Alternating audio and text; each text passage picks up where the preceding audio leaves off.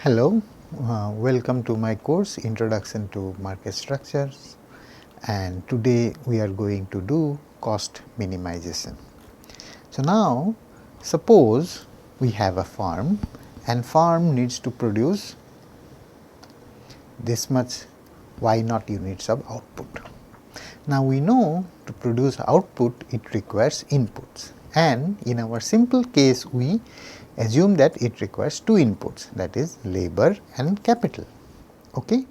And we have a technology which is given by the or represented through a function. This is production function. So we plug in the value of labor and capital and we get output here. So to get Y naught amount of output, we will have to plug in some specific amount of L and some specific amount of K to get this. Okay? Now, to get this input, the firm needs to hire this from the market, like labor market. From labor market it will hire labor, from the capital market it will hire capital. So, it will have to pay some price, it will pay wages, that is W, for hiring labor, and it will pay R, which is interest, for hiring capital. Now, suppose it, so the expenditure that it is going to incur on labor is this much W, that is the wage rate, price of labor, into total units of labor it has bought, that is WL, and the expenditure it is going to incur on, or the cost it is going to incur on the capital is R into K. So, this is R is the rate of interest or the price of capital, and K is the amount of capital. So, together this is the total cost that a firm is going to incur to produce output. Now, what we call this, we get a relation like this WL, and this you can think something similar as a budget constraint, and this is suppose equal to some number, that is C. This, if we look at different combinations of L and K such that the C is same, these lines are called isocost lines, and they look something like this. If we plot L here and K here, capital, this is, you can say, an isocost line, where this is C divided by R and this is C divided by W, and this is C divided by R.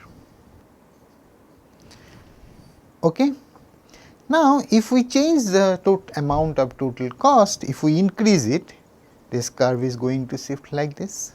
So, these are called isocost lines, or you can say these lines, if we are at any point in this line, then it gives the total expenditure that a firm going to incur is this much for this different combination. So, at this point we are hiring this much amount of capital and this much amount of capital and this much amount of labor, but the total cost is this C, suppose 1. Here the total cost remains same, but our combination of capital and labor is different. Here we have less capital and more labor. Here in this year total cost is less than C naught and C1, and suppose this is C naught. Here the combination of capital is this and labor is this much. Or here we have increased the amount of labor and we have decreased the amount of capital, but our cost is same as C naught, like this. So, these lines are gives me the total expenditure that we are going to incur. So, different combinations of labor and capital such that the total cost is same. Okay.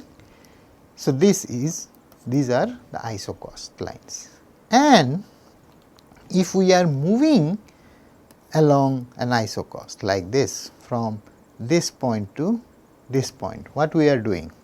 We are decreasing capital and we are increasing labor, but total cost is same, and like this we can get what is called the slope of this isocost line, and that we derive in this way. So, if we take the total differentiation of the isocost curve, so it is what? It is this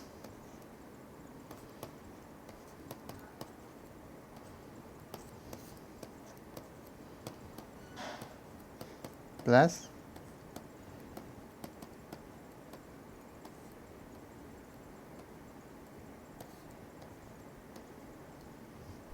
so this is simply what?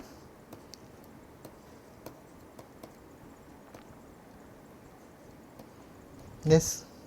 And now the changes along an isocost curve is 0. So, this is we get, and so we get the slope as this. So, this means that if we want to increase one more unit of labor, then if we want to use one more unit of labor, then how much unit of capital the market is allowing us to substitute, so that our cost remains same. So, it is given by this ratio. So, if I increase 1 unit of labor, so I have to decrease some amount of capital. So, how much the market is allowing us to do, so that our total cost remains same. So, this is the idea of the slope of the isocost line. Okay. So, what we have got that if we look at this capital here, and suppose this is the isocost line. Now, if we look at this isocost line here, all the total cost is higher in for all these combinations of labor and capital, and compared to this.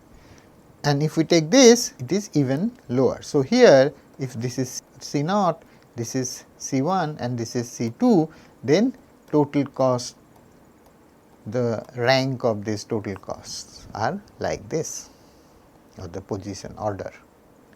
Okay. So, in this direction, in the northeast direction, total cost is increasing. Okay. And if we have to reduce the total cost, we have to move in this direction. Okay. And we will use this in solving the cost minimization problem. Okay. Now, what happens? So, the firm wants to produce an output of suppose y naught unit. So, for that it needs to hire labor and capital. Now, while deciding the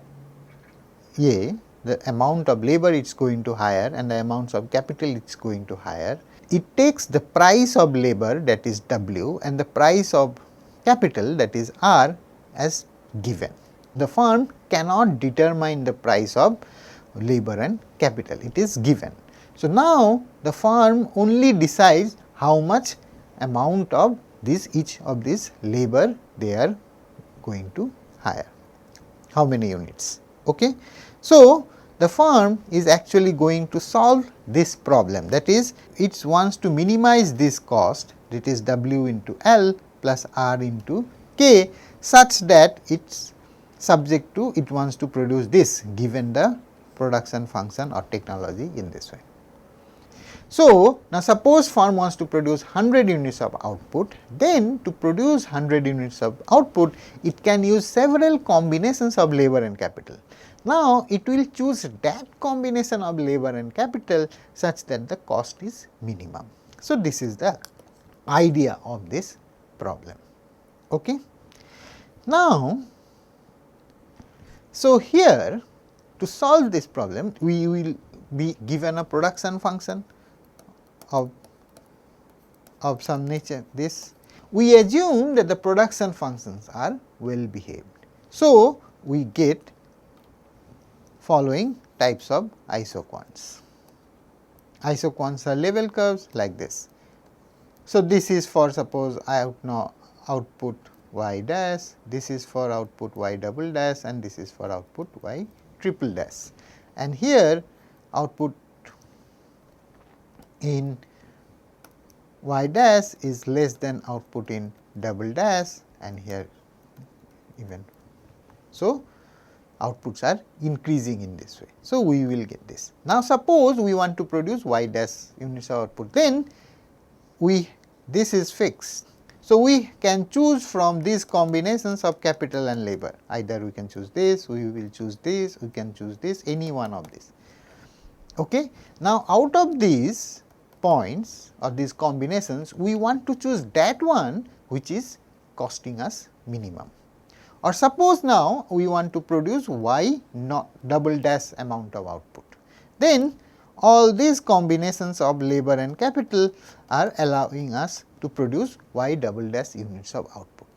Out of these combinations, we want to choose that one which is going to give us or which is going to cost us minimum. Similarly, when we want to produce suppose y triple dash units of output, then these combinations of labor and capital is actually allowing us to produce y triple dash units of output. And out of these combinations of labor and capital, we want to choose that combination which is giving us or which will cost us minimum. Okay. So, now how to proceed? So, first we will solve this graphically and then we will solve this through Lagrange multiplier. Okay. So, suppose labor is measured in this axis, capital is measured in this axis, and we want to produce y naught unit of output, and our production function is suppose something like this. Now, we have fixed. So, we will get a isoquant, and suppose this is the isoquant and this is y naught. Okay. Now, we have assumed that this is well behaved. So, it is convex to the origin and it is also continuous, all these properties are very. Now, suppose the price of labor is W and price of capital is some R.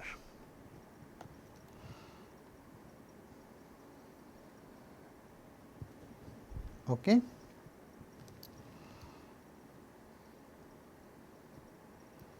And suppose, so we have isocost line like this, and isocost lines are going to be parallel. Why? Because isocost lines are given by joining these 2 points C and C R.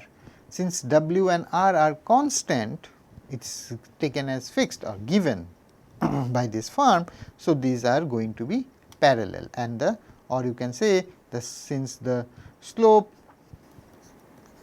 this is equal to W by R and it is going to be same. So, the angles are going to be same.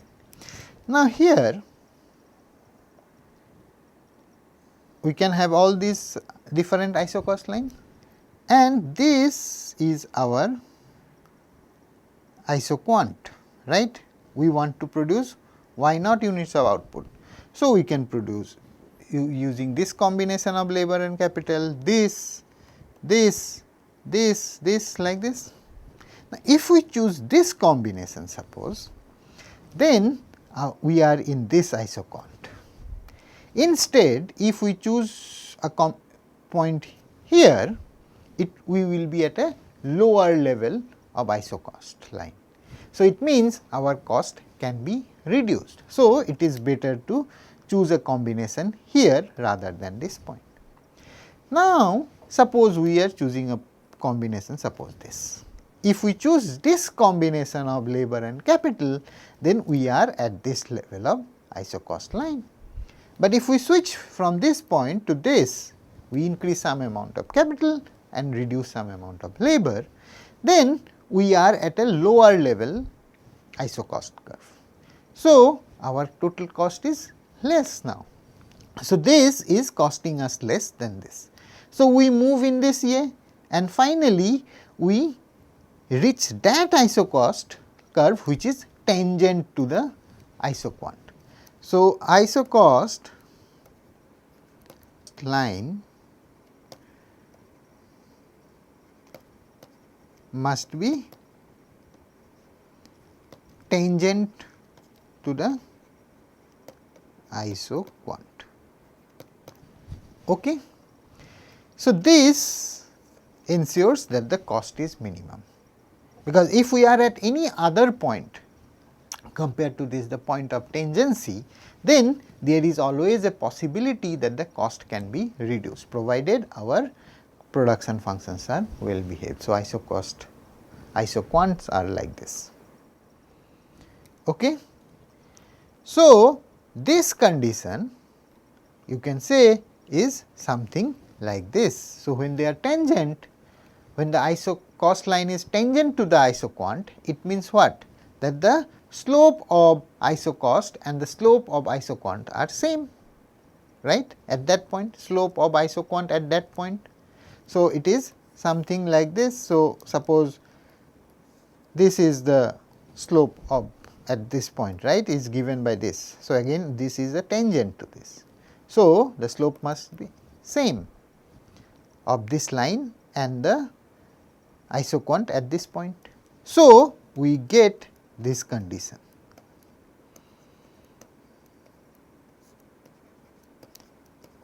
So, this we have got from the slope of isoquant and this we have got from the slope of isocost. So, this should match. That means, how if we want to increase 1 unit of labor, how much unit of capital we should decrease, how much it is possible given the technology that is given by this isoquant, and how much the market is allowing us to do given the prices it is given by this. So, when we are cost is minimum, these two things should match, or from here you can say that we can also write it in this way. This condition is similar to what we have done in the consumer behavior. So, this much is to increase 1 additional unit of output, the amount of expenditure we have to do on labor, it is this, and to increase 1 unit of output, the amount of expenditure we have to do in the capital, it is this. So, these two should match. So, if we want to increase 1 unit of output, then the amount of expenditure done in the labor should be equal to amount of expenditure done on capital when we are at a optimal point, and here optimal point is the point at which cost is minimum. Okay. So, this is the important condition, that the isocost line should be tangent to the isoquant at the optimal point. Okay. Now, let us solve this problem algebraically. How do we do? So, for this we assumed a very specific form of production function. It is this L to the power alpha and k to the power beta, L labor, k capital, and alpha takes a value, any value between 0 and 1, and beta takes a value between 0 and 1. Okay. So, here again we assume that the wage rate is W and the interest rate is R, some positive numbers, and so the isocost line is given like this, W into R, W into L plus R into K. Now, we solve this problem. This we want to minimize this W subject to our production function like this. Suppose we specify some amount of output, and that is suppose y naught. Okay. So, we write the Lagrange in this form. So, this Lagrange, it is saying it is a function, and you can think it to be something like a it is a saddle point also. You can say we want to find the saddle point of this here. So, what we are doing, we want to minimize this component, this portion, and we want to maximize this portion, and this portion is written in this form. So, this is maximized whenever it is equal to 0, because otherwise it is a, because if we fix the isoquant, right, what we are doing, this whole set, we take any combination of these when we can produce. Now, this is the most efficient way, in the sense employing minimum labor and capital, we can produce the output. Now, here using this combination also we can produce this much amount, but here we are employing more labor and capital, right. So, in this sense we want to be always at the boundary. So, that is what that while minimizing the cost, we always want to be at the boundary, or we always want to be at that isoquant which specifies that level of output. Okay? This. So, since we want to maximize, so when we want to find the optimal combination of labor capital, so we will always be at this point. We will not use any combination of like this, we will always use like this. So, this is now here this lambda is the Lagrange multiplier. So, this thing is what? This thing is in terms of output, and this is in terms of value, because it is price into quantity, price of labor into quantity of labor. So, it is in value terms. So, this is actually converting this output into. So, this you can say as some price of this good, of this output, or you can say like shadow price. I will not discuss that, or you can think it simply the price of this. Okay. Now, what we are going to do, we have set this Lagrange, and Lagrange in our case is this L is equal to W into L plus R into K plus lambda, which is Lagrange multiplier y naught minus L to the power alpha K to the power beta, like this. Now, we take the first derivative of this with respect to 3 variables, that is L labor, K capital, and also lambda. Lambda is also a variable in this case. Okay. Now, and the first order condition gives us this, or you can say the derivative. This is W minus this portion, okay, and this is R minus this, the first derivative of this. And if take the derivative of this expression L Lagrange with respect to lambda, we will get this, because this portion is going to. Now, the first order condition says that we should equate this to 0, this to 0, and this to. So, these are the first order conditions. Now, from here what we get, if we use these two conditions, first two equation, we can write it in this form.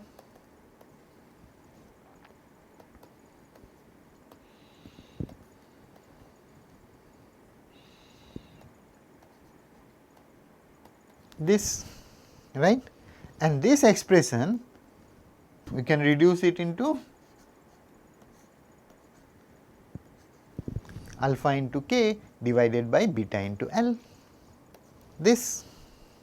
Now, from here we can write labor in terms of capital, or capital in terms of labor.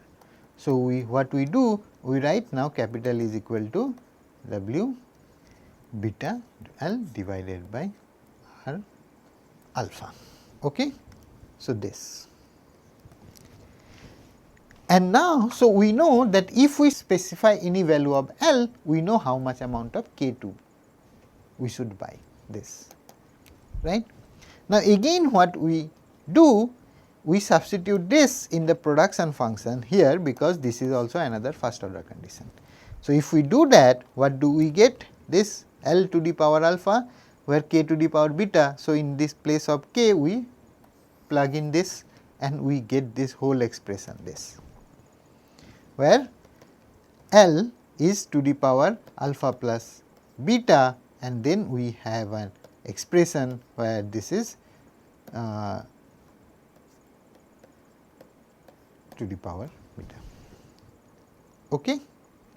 So, this, now from here we can find out the demand for labor, and that is if we take this portion to the, because y naught is equal to this, we know how much amount of output we want to produce. So, when we want to produce y naught. So, if we want to produce y naught, then what is going to be the demand for L? So, y naught, now if we take this to this side, and if you take the power to be 1 by alpha plus beta, then we know the demand of labor. So, this is the demand for labor. So, now plug in the amount of output you want to produce, you will start getting the demand for labor, it is this. Now, from here what you do, you plug in this, here you will get the demand for capital. Now, this is something called a conditional demand. Why? Because it is conditional on Y naught. It is like conditional on amount of output we want to produce. If we know the amount of output we want to produce, we will know how much amount of labor we want. It is this, given the price of the labor and capital. Similarly, we can find this demand for capital, and it is this. Again you can see it is conditional on Y. Now, from Y naught we make it a general Y, because you plug in any Y you will get this function only. Okay. So, that is why we take, instead of Y naught we make it Y, it is the same here. Okay. So, this gives us what? This gives us that when we are want to choose a combination of labor and capital subject to a production function and the prices of the labor and capital, we get a demand for labor and demand for capital. Okay. Now, when we plug in this optimal values or this demand curve in this, so our total cost is this, right? And if we want to produce some specific unit of output, our demand for capital is this and demand for labor is this. Now, plug in this demand for labor and demand for capital here, optimal demand for this, and that gives us something called the total cost. So, total cost, this total cost at the optimal point is called the cost function, because cost function is actually the minimum cost of producing some amount of output given the price of labor and capital. So, when we plug in this here, so this is the demand for labor and this is the demand for capital. So, we plug in here, we get y to the power 1 by beta plus alpha and this term, and here we get r into y to the power 1 by beta plus alpha into this term. Now, from here you can take this common, this, and what is left? This term. So, here if you look at this term, a firm takes the price of labor, that is W, as given, it can't determine W. It takes the price of labor, that is price of capital, that is R, as given, it cannot determine it. Its production function is given, so this beta and alpha is given. So, this whole portion, this is already given to this firm. So, this is fixed. Now, whenever a firm has to decides that it is going to produce some amount of output, that is Y, then its cost function is given like this in this form, provided that the production function is a Cobb-Douglas production function of this nature. So, we can write it in this one in a more compact way, where this big lambda is this, which is always given as fixed a firm. So, it cannot determine this, right. So, this is the cost function of a firm, and this is the total cost function. Okay. So, we see that the total cost function is a function of output. Okay. Now, let us do another example. Suppose we take the example of fixed proportion. Production function is suppose like this.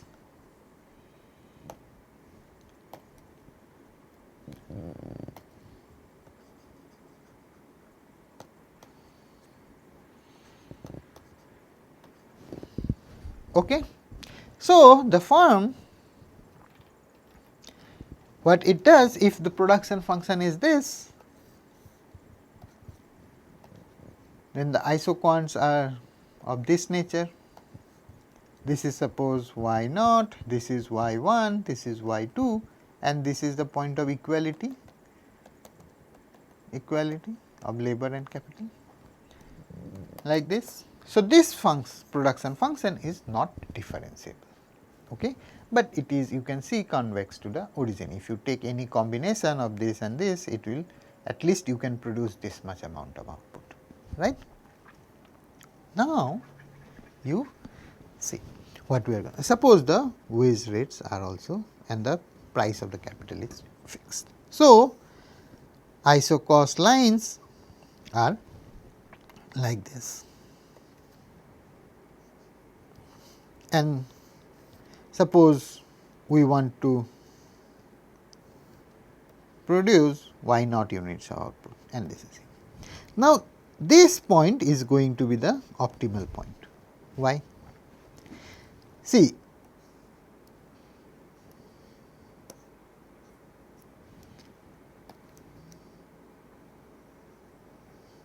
now, because we can produce by combining any point here, this y naught unit, but here we have already employed this much k amount of capital. Now, if we go on increasing labor more than this, then what is happening? We are not getting any additional output, output is remaining same. So, there is no point in it. So, we should employ this much only.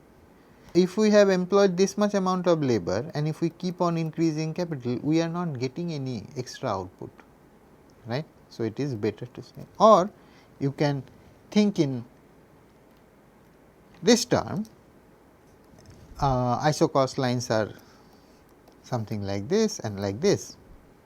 Now, this isocost line is lying below this, right. So, any point here it is not going to give us y naught unit of output. So, this is not possible. So, isocost line must cross this isoquant, right.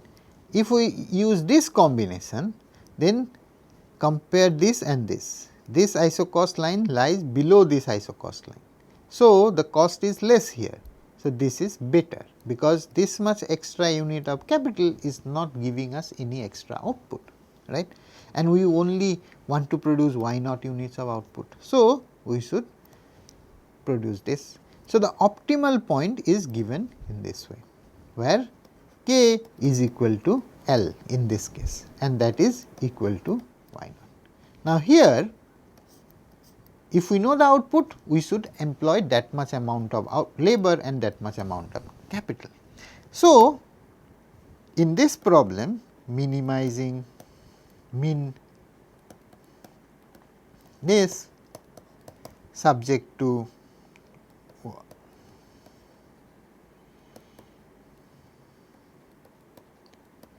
in this, what do we get? We get that the optimal point is when y is equal to L is equal to k. So, our cost is going to be W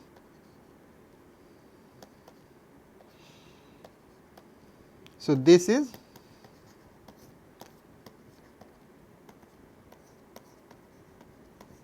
this. Now, here you plug in different values of output, you will get the cost function of this nature. So, the general cost function is this, right. Now, we will see that how it looks, how this cost function looks when we take different, when the production function exhibits different types of returns to scale. Okay.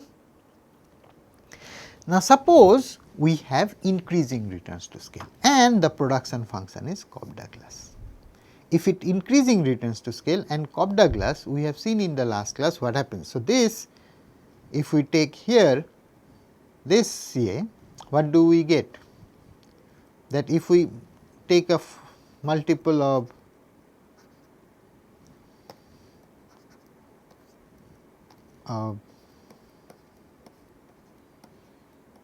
theta multiple of both the inputs, then this we get theta to the power, right. And if it is increasing returns to scale, then this output should be more than theta times this, and this is possible when alpha plus beta takes a value greater than 1, right. So, whenever we are using a Cobb-Douglas production function and we want it to exhibit increasing returns to scale, then we must have this, right. Now, we must have this condition that alpha plus beta should be greater than 1. Now, our cost function here, when we have a Cobb-Douglas production function, is this. So, alpha plus beta is taking a value greater than 1, then, and this is, you can take this big lambda to be some constant, some positive number. So, if you try to plot the cost function, here you take output and here you take the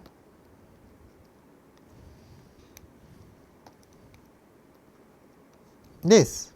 Now, plug in 0 amount of output, cost is 0 here, but this alpha plus beta is greater than 1. So, the cost function is going to look something like this nature. So, what is happening here? As we go on increasing output, the additional cost is going down. Okay. So, we will do this in detail in the next class. Okay. So, this is what the total cost curve looks like when we have increasing returns to scale and the production function is Cobb-Douglas. Okay. Now, suppose we have constant returns to scale. So, in case of constant returns to scale, what we will have? We will have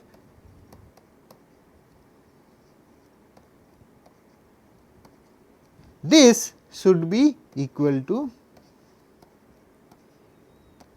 this. So, this means what? Alpha plus beta should always be equal to 1, right, because if we take a theta multiple of labor and capital, so output should also increase by the same multiple, right. Now, our cost function for the Cobb-Douglas is big capital lambda y to the power alpha plus beta this.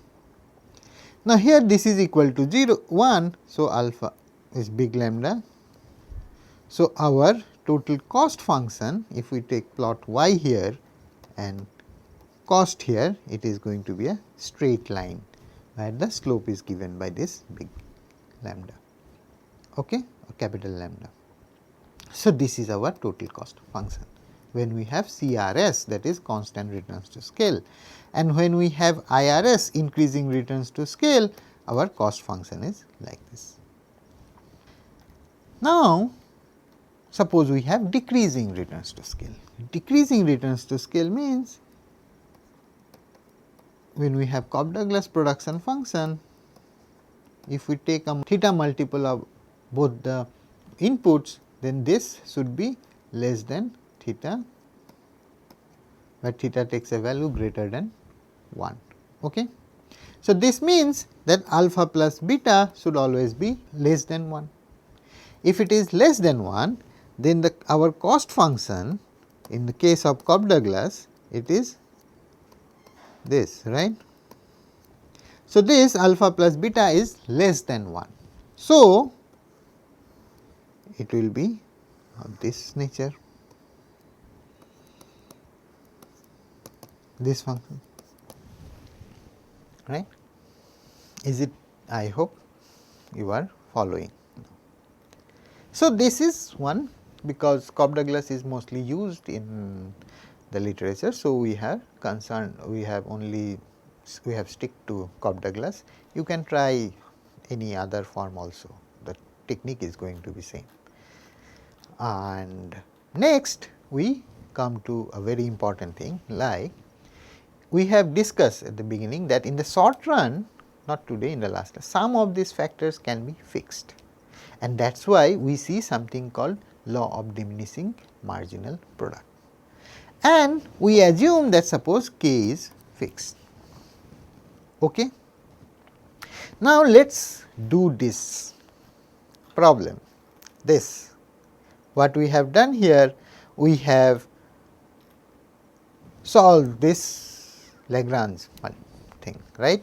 We have solved this problem using a Lagrange method, and this problem was minimize this subject to this. Now, we add one more thing, that the k has to be less than equal to k bar.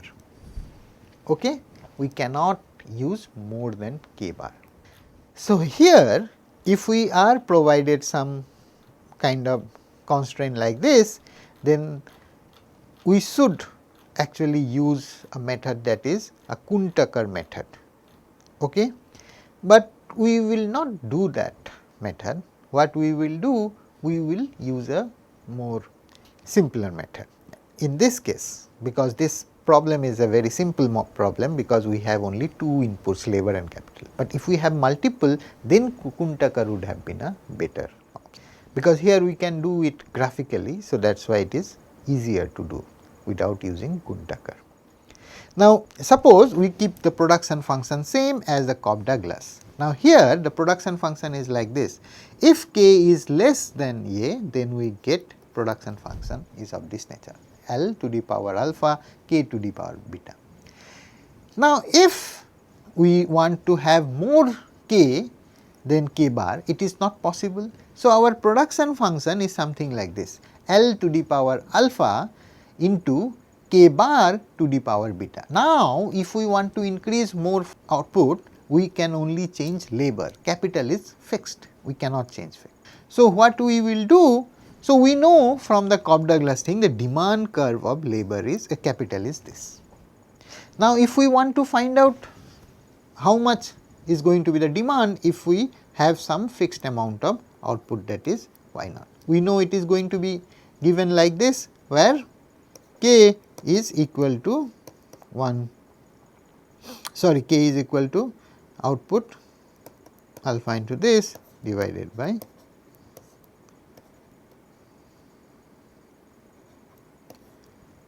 this is power alpha divided by alpha plus beta. Okay?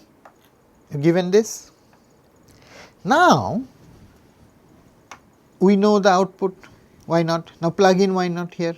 Now, if so, we get a specific value of k. If this k is suppose greater than k naught, when we have y naught output, then we cannot use it, right. So, here what we can do, the maximum we can use is k bar. So, plug in k bar, right. So, k is fixed. Now, once k is fixed, it is at k bar, then we know how much amount of labor we need to employ to produce y naught amount of output. It is given by the production function. It is this, you plug in k equal to k bar, and then you will get what? This is the demand for labor. Now, the question is whether this is an optimal point or not. Optimal point in the sense whether this is a cost minimizing point or not. It may. Now, from the, since the wages and the price of the capital is fixed and the production function is also given in this way. So, we know from the Cobb-Douglas production function that the demand for capital is going to be like this, right. Now, since we cannot employ the optimal A, because this optimal capital, because this is more than what is available to us. So, the minimum that is we can employ is this. Okay. So, it is going to be something like this. See, suppose this is the A and suppose this is the optimum, and suppose k is fixed here, k bar. So, our optimal point should have been here, but we cannot have more capital than this k bar. So, we say that this is going to be our optimal point. How do we find this? We fix k bar and then we find the corresponding amount demand for labor from the production function, fixing the production function at this y naught amount of output, right. This. Now, what is possible? We can choose any point from these points, right. Now, this point is at this iso cost line, any point which is right to this point, only those points we can choose, right. So, it will be at a isocost which is higher than this. So, that is why this point is going to be the point which will give us the minimum cost. So, that is why this k bar and L is equal to y naught divided by k bar to the power beta, then whole to the power 1 by alpha. This is the demand for labor, and based on this we will get the optimal combination of labor and capital. Capital is going to be fixed, but here in this same thing, suppose the situation is something like this. Suppose this, and in this case suppose this is the optimal point, cost minimizing point, when, and suppose k bar is this. Now, this is going to be the demand for capital, and this is going to be the demand for labor star. Now, here we can always employ this much amount of capital, because our capacity is this, we already have this much amount of capital and we can use this. But here this optimal point is not getting binded by this constraint, but here it is binding. Optimal point is higher than what is possible for us to employ. So, that is why in this case we can go ahead with the previous thing. Now, in this case what we will have to do, when this is binding or not, how do we find? We, in the demand curve we can plug in those specific output, and from there we can find the specific demand for capital, and then we compare it with our constraint amount, and then if it is constraining, then we will fix it at that level, and if we fixed it at that level, then after that we will find the optimal amount of labor in this. So, if we do that, now our cost function is going to be what? Cost function is this as the optimal point, Now, this optimal point is what? K bar. So, this is already fixed, and this is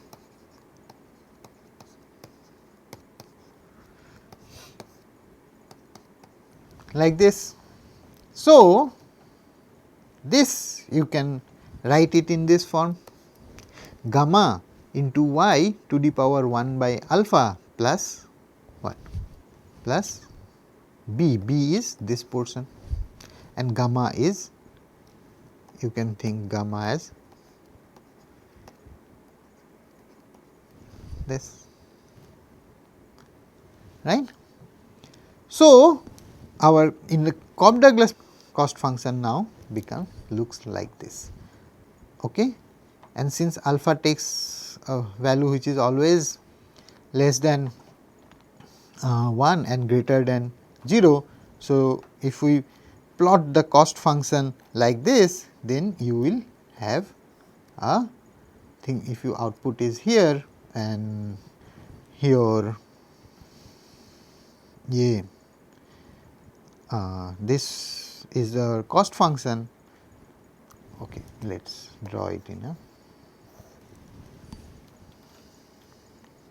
different page. So, our cost function is now this. So, this is a positive number, this is a positive number, and if we put here, so when it is 0, it is this, and as it goes on, yeah. So, since alpha is less than 1, so we will get a curve like this. So, this is our total cost function.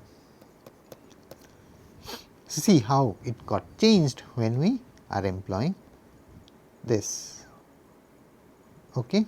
Now, here actually this cost function, there is a, so see what is happening. If we just take, why I have taken it, see this cost function is only valid when our output is more than, see in this case, when this is the binding point, right. If we are producing output which is less than this, then what do we get? It is, so any point output which is less than this, then only, right, because otherwise we will get the same cost function like this, right, alpha plus beta till this y double dash level of output level. So, actually our cost function should be, if we do it properly, should be like this. It will be of this nature, right, and then it will be this nature depending on whether alpha plus beta is equal to, if alpha plus beta is less than 1, and then after this it will be, since it will be power is here, it will be further like this. Or if this is, if 1, it will be like this, and from this point it will be like this, or it can be like this, and after a point it will be like this. So, our total production total cost function can be of this nature, but we will encounter some form of cost function in this way, this form also, when we do the actual industrial organization, and there you can think that actually some problem like this we are facing, some kind of problem like this. Okay. So, from this what do we get? We get that in the short run, if we have a problem that is that the capital is fixed, then we cannot go beyond it. So, we cannot use capital beyond it. So, what may happen, our optimal point which should have been this, instead of that it becomes this which is fixed at this. But in the long run, if we can vary the capital, then it will be this, but this lies at a lower ISO cost line than this. So, in the long run the total cost will never exceed the short run cost. So, this is what we get. Okay. So, the long run cost is always going to be less than or same as the short run cost. The short run cost, it is possible to be greater than long run, but it will never be less than the long. Okay. Thank you very much.